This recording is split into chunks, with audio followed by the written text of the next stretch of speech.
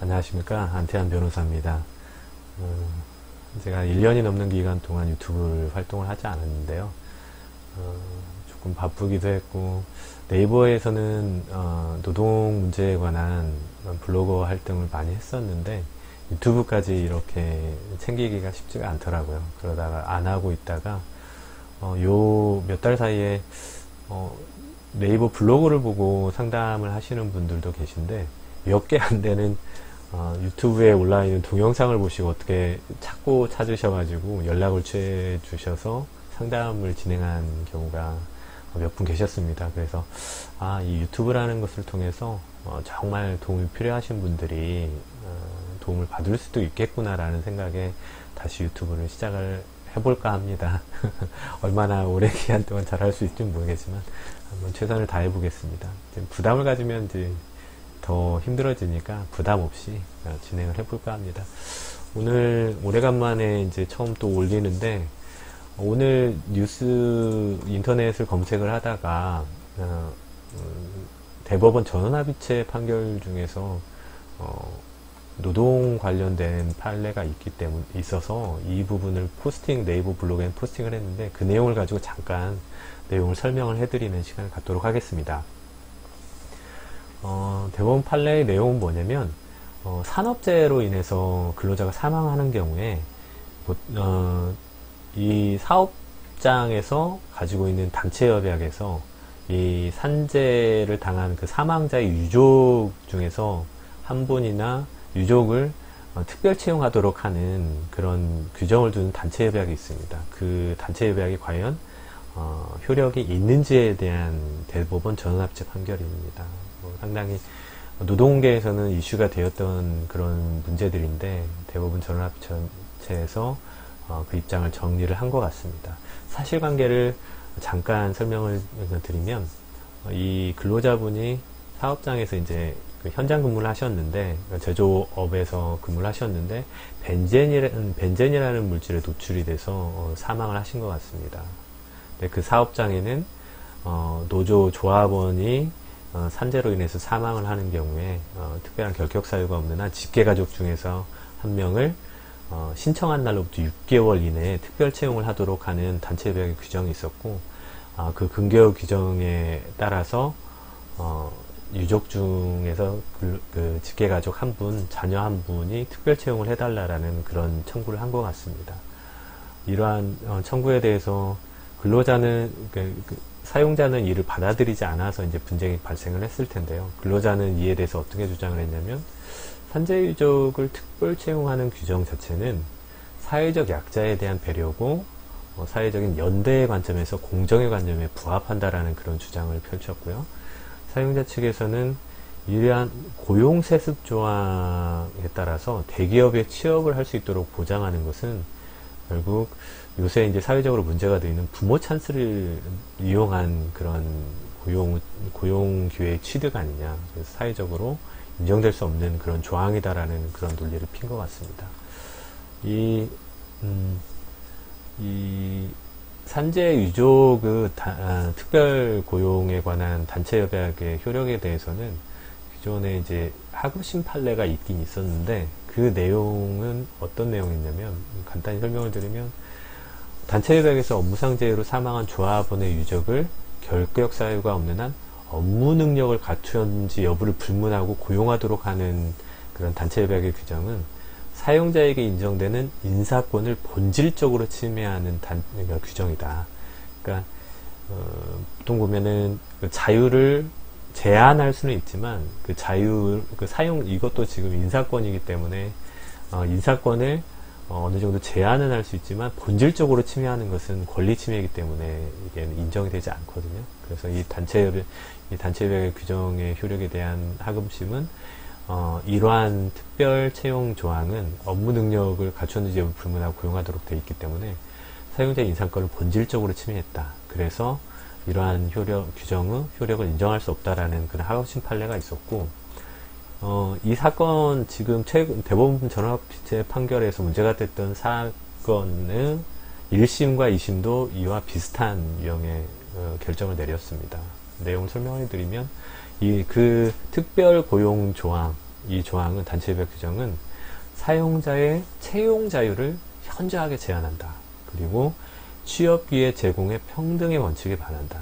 그렇죠. 요새 사회적으로 문제가 되고 있는 부모 찬스, 이런 것을 봤을 때 이렇게 고용난, 이게 그 취업의 난이 심각한 가운데 부모의 덕으로 이게 취업을 하는 거 아니냐. 평등의 원칙에 반한다. 그리고 산재 유족을 보호하는 것은 금전적, 즉 산재보상, 즉 유족급여나 유족연금이나 아니면 민사상 손해배상 청구로 충분히 보호가 가능하기 때문에 특별 채용을 하는 그런 규정까지 둘 필요는 없다라고 그렇게 하구지음은 그렇게 결정을 내렸고, 이런 거를 위반하면서까지 단체협약의 특별 채용을 그렇게 규정하는 것은 민법 103조, 즉 법률행위가 선량한 풍속 기타 사회질서에 위배되는 경우에는 무효라는 그런 규정이 있습니다. 그 규정에 위반돼서 이 단체협약 규정은 무효다라고 그렇게 판단을 했습니다. 그러니까 두 가지가 그 문제가 됐었는데, 그러니까 사용자에게 이 산재에 대한 관리 감독이나 안전 조치를 못했기 때문에, 과실이기 때문에 민사상의 손해배상을 청구하라는 내용이 있었던 것 같고, 두 번째는 이 특별 채용 규정에 따라서 자녀 중에 한 명을 특별 채용을 하라는 그 의무를 확인하는 그런 규정이 있었던 것 같은데, 의사표시를 뭐 명하는 그런 판결이라든가, 그게 두 가지가 있었던 것 같은데, 이 손해배상 청구에 대해서는 아마 사용자의 과실이 인정된 것 같습니다. 그래서 1억 원의 손해배상을 인정을 하는 그런 원심 판결이 있었고, 다만 특별 채용 관련된 규정은 아까 말씀드렸지 민법 103조 위반돼서 무효이기 때문에 그거는 받아들이지 않고 일부 승소 판결을 근로자 측 유족에게 선고를 한 것 같습니다. 이에 반해서 대법원 전원합의체는 그 손해배상 청구를 인정한 부분은 그대로 유지가 된 것 같고요. 그 유족 측에서 상고를 제기한 그 부분, 즉 특별 채용 조항의 유효성 여부에 대해서는 원심 판결하고 다른 판결을 내렸습니다. 즉 이게 민법 103조 위반이 아니라 정당한 노사 간의 계약이다. 그래서 효력이 인정된다라는 그런 취지의 판결을 했는데요. 그 주요 근거를 보면은, 일단 첫 번째는 유족 특별 채용 조항은 업무상재해에 대해 추가적인 보상을 정하는 중요한 근로조건에 해당된다라고 그렇게 판단했고, 두 번째는 정년퇴직자나 장기근속자의 자녀를 특별 채용한 것과는 다르다. 이 사업체에 대해서는 좀 알고는 있는데, 그 단체협약 규정에 뭐라고 되어 있냐면, 유족, 사망사건에서 유족, 그리고 장기 근속자나 정년자의 자녀를 특별 채용하는 특별 채용에 관한 규정이 단체협약에 존재하고 있었습니다. 대법원 뭐라고 했냐면, 장기 근속자나 정년퇴직자의 자녀까지 채용하는 것은, 그러니까 채용하는 문제와 유족, 즉 사망자의 유족을 보호하는 것은 결을 달리한다라고 그렇게 봤습니다. 그래서 이거는 사망자의 희생에 상응하는 보상을 하는 유족의 배려의 목적이다. 그래서 장기 근속자나 정년퇴직자의 자녀를 채용하는 특별 채용과는 구별돼야 된다라고 근거를 내세웠고, 또 단체협약은 사용자 측과 근로자들을 대표하는 노조의 계약입니다. 근데 대법원 뭐라고 했냐면, 회사가 스스로 자기의 의사에 따라서 이 조항에 합의를 했지 않냐. 그러니까 계약을 체결한 거 아니냐, 당신의 의사로. 그런 근거를 들었고, 또 이 유족들은 일반 그 사람들이 이용하는 일반 공개 채용의 절차를 거치지 않고, 그와는 별도의 특별 채용의 절차를 거쳤기 때문에 일반적으로 공개 채용 절차를 거치는 사람들의 기회를 박탈하거나 기회를 빼앗은 게 아니다. 그건 구별이 돼야 된다. 그리고 또 특별 채용이라고 인정을 한다고 하더라도 그 인정되는 사람 수가 극소수다라는 거죠. 그렇기 때문에 산재 유족의 특별 채용 조항이 회사의 채용의 자를 과도하게 침해한 것은 아니다라고 봤습니다. 그래서 그 원심의 판결을 뒤집어서 이 산재 유족의 특별 채용의 규정은, 단체협약의 규정은 사용자의 채용 의자를 과도하게 침해한 것이 아니기 때문에 특별한 사정이 없는 한 민법 103조, 즉 선량한 풍속이나 사회상규에 위반된다고 보기는 어렵다. 그래서 이거는 아까도 말씀드렸죠. 계약 자유의 원칙, 그리고 자치의 원칙에 따라서 당사 노측과 사측이 계약으로서 체결한 거기 때문에 효력을 인정을 해야 된다라는 게 이번 대법원 전원합의체의 판결입니다. 판결의 내용입니다. 이 내용에 대해서는 어느 한쪽 그렇게 기울지 않는 그런 논리의 싸움이었고, 또 특별히 이 부에서 결정하기 어려워서 전원합의체까지 구성을 한 것 같습니다. 그래서 이 판결이 과연 실무적으로 어떻게 파급 효과를 미칠지 그거에 대해서는 좀 지켜봐야 될 것 같고요.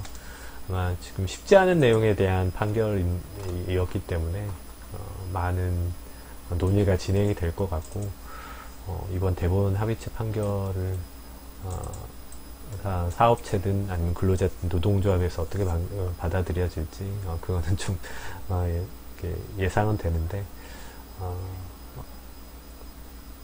이 대법원 그러니까 전원합의체 판결을 통해서 분쟁들이 발생하지 않고 원만하게 잘 해결됐으면 하는 바람입니다. 좀 짧게 이렇게 오랜만에 인사를 드렸는데, 다음에는 또 좀 더 유익한 내용으로 게시를 해보도록 하겠습니다. 감사합니다. 이상 노동전문 변호사 안태한 변호사였습니다. 감사합니다.